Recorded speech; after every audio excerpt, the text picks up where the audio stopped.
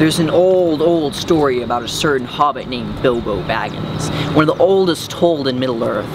Now, Bilbo is a center of suspicion by most hobbits in Hobbiton because of stories concerning dragons, gold, and elves. Now, Bilbo was renowned and rich and spent his years very well. But there's something that this old Bilbo is holding back, something he won't even tell his best homeboy, Gandalf the Grey. He still carries one of Sauron's powerful rings that he found in the depths of the Misty Mountains many years ago.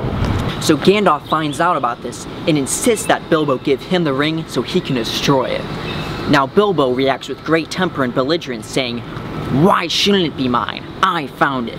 He even calls it his precious. It's like that time my wife found my old Aha records and kept insisting that I throw them out because they were taking up space. Have you ever felt this way before? Like, you have the right to something that you know will cause you harm in the end? Seriously though, if I had a magic ring of invisibility, I'd probably hit up the Pens game or, try to avoid the mad paparazzi that follows me around. But my question is this, are you still holding on to your ring? And I'm not talking about your wedding ring, although those stupid things can be a pain in the butt to carry around. But eventually Bilbo does surrender the ring to Gandalf, and he sets off to Rivendell. But that's not the end of the story for this great ring. Gangs of terrifying wraiths search all over Middle-earth for it, and they come to Hobbiton where they prove themselves to be a force to be reckoned with. Gandalf entrusts the ring to Frodo, Bilbo's nephew, and then he mysteriously runs off like a total boss. Now, Frodo decides to take up the challenge to destroy the ring with his fat, dim-witted loser friend Samwise Gamgee. At this point, the book just starts to go downhill. They just wander aimlessly around for weeks with their two stoner hobbit friends, and then are confronted by this weird, creepy stalker guy named Aragorn. Not only that, but at Weathertop, Frodo acts like a total idiot by walking towards the Nazgul who want to kill him. What was J.R.R. thinking? Was he trying to make the most boring and illogical book ever written? Plus, all those paragraphs are long and wordy. They should be at least 16+ font with 2 paragraphs a page at most. He didn't even at all try to make the book enticing. Maybe if they had a part where they kill the Nazgul, steal their bling, screw the whole entire fellowship business, and just have unrelenting power and wealth for the rest of their lives. See, in 3 seconds, I just came up with a way better story than Tolkien could in his entire life. What a loser. I bet he was a fundamentalist. That would explain a lot.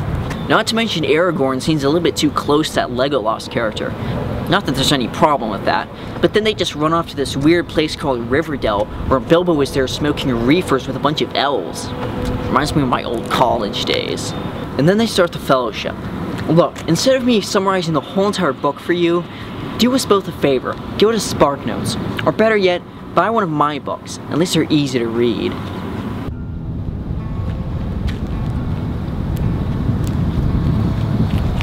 So you're probably wondering what this all has to do with spirituality.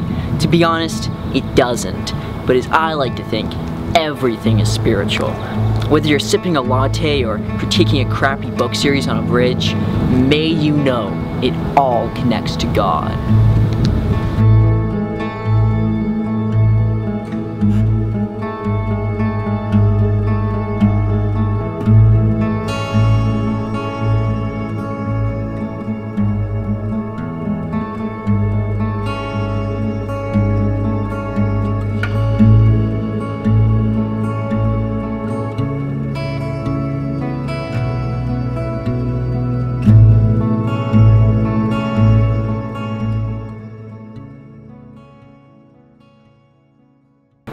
Can you believe filming actually went really well? Usually people try to drive me out of their town. This is the River Police.